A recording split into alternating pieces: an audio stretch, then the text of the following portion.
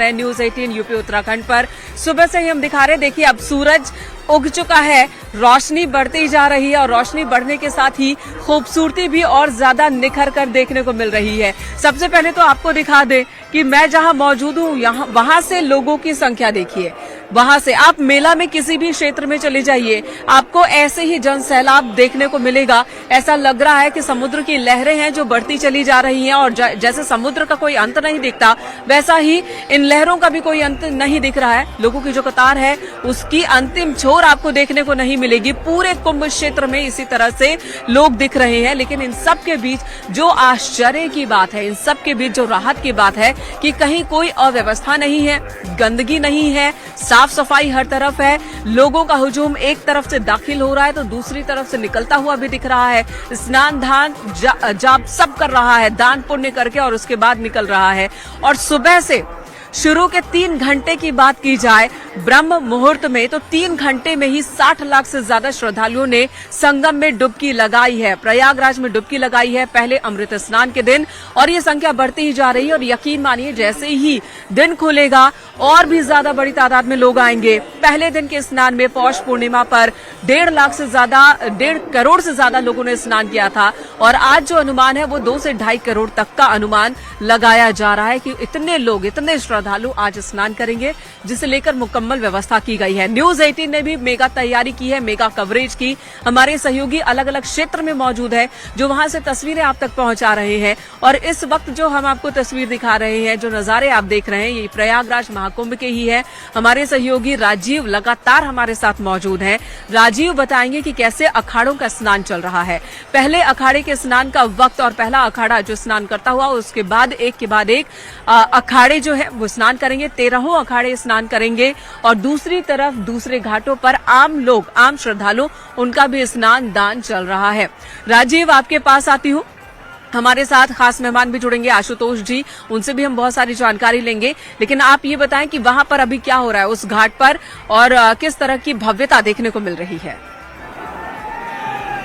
अब देखिए, मेन का पहले अखाड़े के बाद अब आप देख सकते हैं कि इस वक्त निरंजनी और आनंद अखाड़े के जो नागा हैं वो संगम पर पहुंच चुके हैं अमृत स्नान के लिए। आप देख सकते हैं कि इस वक्त निरंजनी और आनंद अखाड़े के जो पूज्य साधु संत हैं वो इस वक्त संगम तट पर पहुंच रहे हैं, एक के बाद एक। अब सबसे पहले जो नागा है साधु वो पहुंचे हैं और अब एक के बाद जो निरंजनी और आनंद अखाड़े के मंडलेश्वर हैं, वो सभी पूज्य संतों का जो रथ है वो अब से कुछ ही सेकंड्स के बाद आपको कैमरे में दिखाई देगा। उसके पहले आप देख सकते हैं कि ये वो सभी निरंजनी और आनंद अखाड़े के भक्त हैं, फॉलोअर हैं, जो इस वक्त संगम तट की ओर बढ़ते हुए नजर आ रहे हैं। जो भव्य और दिव्य काफिला है वो भी वहां से निकल चुका है पैंटूनपुर। और आप पूछ सकते हैं अमावस्या तो अशुभ तिथि होती है, तो ऐसा क्यों, मतलब कॉन्ट्रडिक्शंस लगता है।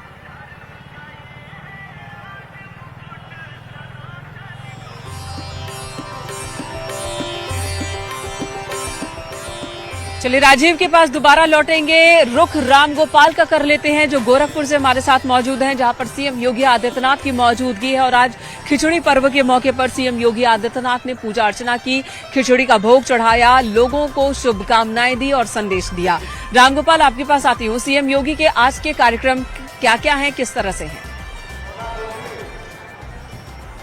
बिल्कुल, मुख्यमंत्री योगी आदित्यनाथ आज दिन भर गोरखनाथ मंदिर में ही मौजूद रहेंगे और यहाँ पे जो है खिचड़ी का प्रसाद वितरित किया जाएगा, उसमें रहेंगे। लेकिन इस वक्त जो तस्वीरें दिखा रहा हूँ ये मेन मंदिर का प्रांगण है और आप देखिए यहाँ पे जो श्रद्धालु हैं वो अपने बारी का इंतजार कर रहे हैं। चूंकि जो क्राउड मैनेजमेंट है, लाखों की संख्या में श्रद्धालु यहाँ पे आए हुए हैं, लेकिन जो क्राउड मैनेजमेंट है उस मैनेजमेंट के तहत श्रद्धालुओं को 4 से 5 जगहों पर रोका जाता है और 100 की संख्या में छोड़ा जाता है। महिलाएं और पुरुष अलग अलग।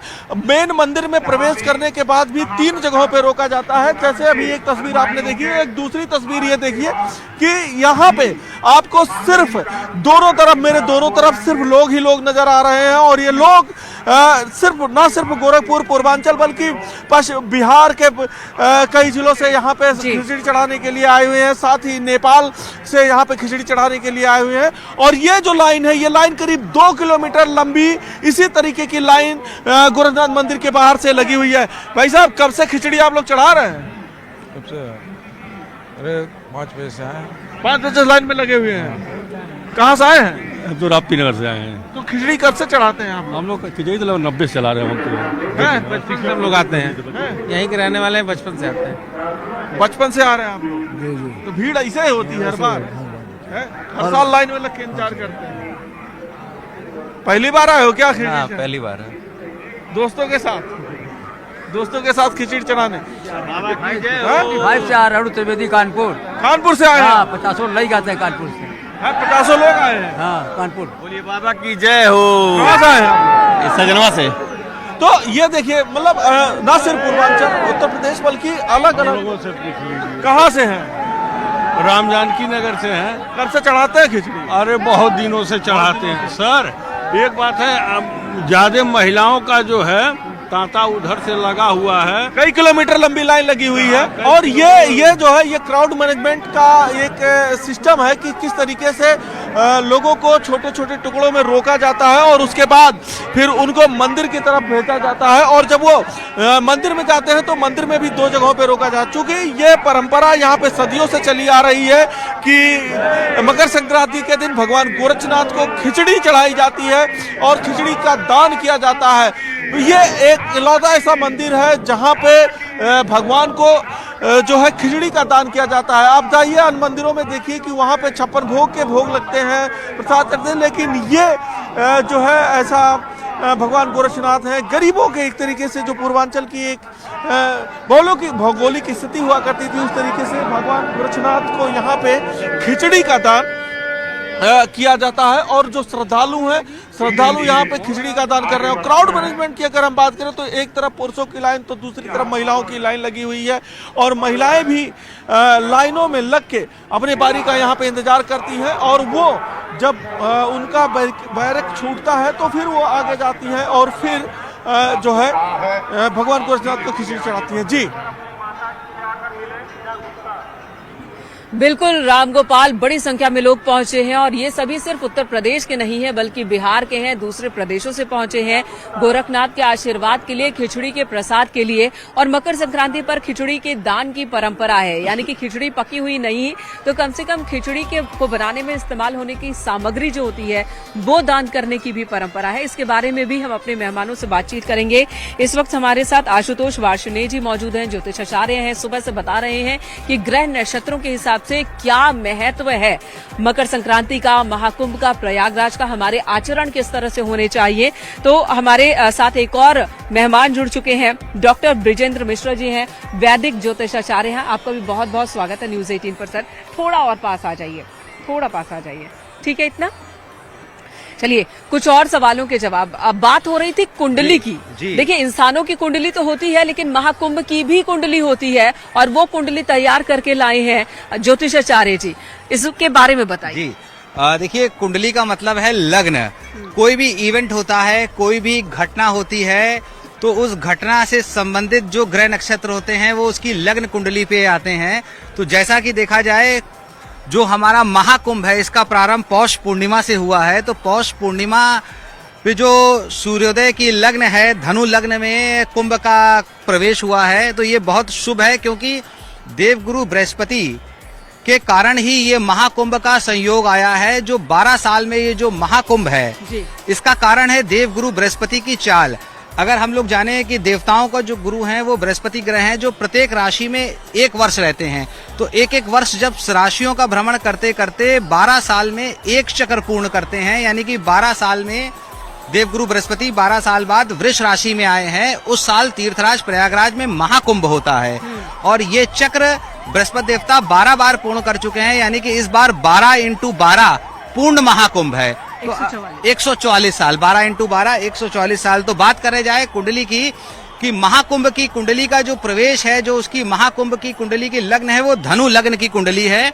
लग्न में सूर्य और बुध हैं। पराक्रम स्थान, क्योंकि पराक्रम स्थान करे स्थान होता है, अगर पराक्रम स्थान में शनि स्वराशि का होता है, शुक्र होता है, तो इसे बहुत ही शुभ मानते हैं, यानी कि कुंभ में कोई अशुभ घटना नहीं होगी। वैसे भी शासन प्रशासन इतना लगा हुआ है, इतनी है कि होनी भी नहीं चाहिए, आतंकवादी घटना कोई नहीं होगी। उसी के साथ साथ मंगल अष्टम भाव में नीच का बैठा हुआ है तो मंगल जब नीच का है, अष्टम भाव गुण विद्या का है, अष्टम भाव सिद्धि का है, अष्टम भाव रहस्य का है, तो अष्टम भाव में मंगल की स्थिति और जो कुंभ की कुंडली है वो मिथुन राशि की बनती है। जो राहु है वो सुख स्थान पे बैठा है, केतु कर्म पे बैठा है। और मैं बहुत सरल में पूछना चाहूंगी, तो सरल में इस कुंडली का आम लोगों पर क्या असर होगा? आम लोगों का असर ये है कि ये महाकुंभ वाकई दिव्य और भव्य रहेगा, और जो भी यहाँ पर कुंभ में आता है, स्नान करता है, दान करता है, पूजा पाठ करता है, वह सुरक्षित रहेगा और उसको बहुत सारी फलों की प्राप्ति होगी। वैदिक ज्योतिषाचार्य जी भी हमारे साथ मौजूद हैं। बहुत बहुत स्वागत आपका एक बार फिर से। और इस कुंभ को लेकर, मकर संक्रांति को लेकर हमारे दर्शकों को बताइए कि उन्हें किस वैदिक मंत्रोच्चारण का इस्तेमाल करना चाहिए, आज के दिन स्नान के वक्त किस बात का ख्याल रखना चाहिए? जिस समय आप स्नान कर रहे हैं, आप माँ गंगा की गोद में हैं। संगम में प्रमुखता माँ गंगा की होती है और उससे ज्यादा प्रमुखता उनकी रेती की होती है। तो यहाँ पर आके गंगा जी को कोई भी मंत्र अगर याद हो, नहीं याद है तो हर हर गंगे, माँ गंगे, या जो आप कलश का स्थापना के समय जो सभी नदियों का आह्वान करते हैं, उन मंत्रों का जो भी आपको याद हो करें। 5 डुबकी लगाएं और उनको याद करते हुए चलें। 5 डुबकी लगानी है, गंगा माँ को याद करना है। और ये भी सुना है कि संगम की रेती भी बदन पे लगाना चाहिए और यहाँ से लेकर भी जाना चाहिए घर। ये रेती का महत्व ही कल्पवास की प्रेरणा देता है। यहाँ ब्रह्मा जी ने तपस्या की थी, गंगा अवतरण के पूर्व बहुत सी घटनाएं थी। सारे देव यहाँ तपस्वी उनके रहे थे और विष्णु जी का तो ये परम मास है और उनका क्षेत्र है। मकर संक्रमण अभी होगा 8:55 पर। कुछ पंचांगों में 2-4-10 मिनट इधर उधर हो सकते हैं क्योंकि अनांश का अंतर पड़ता है। ये हमारा नया वर्ष है, हमें नई उत्तेजना मिलती है, हमें नया जोश मिलता है। क्यों मिलता है? क्योंकि सूर्य होता है वो उत्तरायण हो जाते हैं, उत्तरमुखी। और आप सभी जानते हैं कि सनातनी का निवास उत्तर ग्लोब में है और लगभग पूरा विश्व ही उत्तर ग्लोब में ज्यादातर है। तो ये उत्तरायण हमारा नया वर्ष है, ज्ञान का क्षेत्र है और मकर राशि में ही प्रमुखता है इस पूरे पर्व की। अभी हमारे मित्र चर्चा कर रहे थे कुंडली की, उन्होंने बहुत बढ़िया बताया, लग्न कुंडली उसकी बताई, इससे शुरुआत। ठीक है, तो ये चर्चा चलती रहेगी। एक बार फिर राजीव का रुख कर लेते हैं। ये तस्वीरें हम आपको लगातार दिखा रहे हैं जो कि प्रयागराज संगम की रेती और संगम की धरती से, जहां पर संगम नोज पर इस वक्त अखाड़ों का स्नान चल रहा है। दूसरी तरफ तमाम घाट बनाए गए हैं, वीआईपी घाट बनाए गए हैं और अलग अलग नाम दिए गए हैं इन घाटों पर, जिस पर आम श्रद्धालु भी आ रहे हैं, स्नान कर रहे हैं, अपने परिवार के साथ स्नान कर रहे हैं और लगातार दिव्य अलौकिक ये नजारा हमारे दर्शक घर बैठे भी देख पा रहे हैं। आप घर बैठे और क्या कर सकते हैं? आज के दिन दान पुण्य का बहुत ही महत्व है। तो जैसा कि हमारे मेहमान ने बताया कि आप काले तिल का दान करें, अगर कुछ ना कर सके तो कंबल का दान कर सकते हैं, आप खिचड़ी में इस्तेमाल होने वाली सामग्री का दान कर सकते हैं। तो गंगा माँ को ध्यान में रखते हुए स्नान कीजिए, सूर्य को देखकर आप नमन कीजिए और फिर दान कीजिए। आज के दिन की महत्ता इतने में ही है, बहुत ज्यादा मंत्रोच्चारण की जरूरत नहीं है, पूजा पाठ की जरूरत नहीं है, किसी आडंबर की जरूरत नहीं है। राजीव, आपके पास आती हूँ, आपको आवाज मिल रही है, तो वहां पर क्या हो रहा है इस वक्त? वहां का अद्भुत दिव्य नजारा किस तरह का है, हमारे दर्शकों को दिखाएं और बताएं। अब देखिए मेनका, इस वक्त जो निरंजनी और आनंद अखाड़ा है वो वहां से निकल चुका है और एक एक करके जो उनके पूज्य साधु संत हैं, जो महंत हैं, वो इस वक्त आगे बढ़ते हुए नजर आ रहे हैं। आपसे कुछ देर पहले कैलासानंद सरस्वती जी का रथ जो है वो संगम तट पर पहुंचा है और अब आप देख रहे हैं स्वामी बालकानंद गिरी जी महाराज जो हैं वो इस वक्त संगम क्षेत्र में प्रवेश करते हुए नजर आ रहे हैं। उससे पहले उनके जो डिवोटीज हैं, जो फॉलोअर हैं, जो भक्त हैं, वो आगे बढ़ रहे हैं। और यहाँ पर आप देख सकते हैं कि इन साधु संतों को, पूज्य साधु संतों को देखने के लिए दोनों तरफ जो रास्ते बने हैं कई किलोमीटर तक, वहां पर लाखों की संख्या में जो लोग यहाँ पर पहुंचे हैं वो उनका इंतजार कर रहे हैं। आप देख सकते हैं कि एक के बाद एक जो पूज्य और शीर्ष संत हैं वो इस वक्त संगम तक पहुंच रहे हैं, क्योंकि 7:05 पर निरंजनी अखाड़ा और आनंद अखाड़े को स्नान करने के लिए संगम तट पर पहुंचने का समय निर्धारित किया गया था। तय समय सीमा के भीतर निरंजनी और आनंद अखाड़ा भी इस वक्त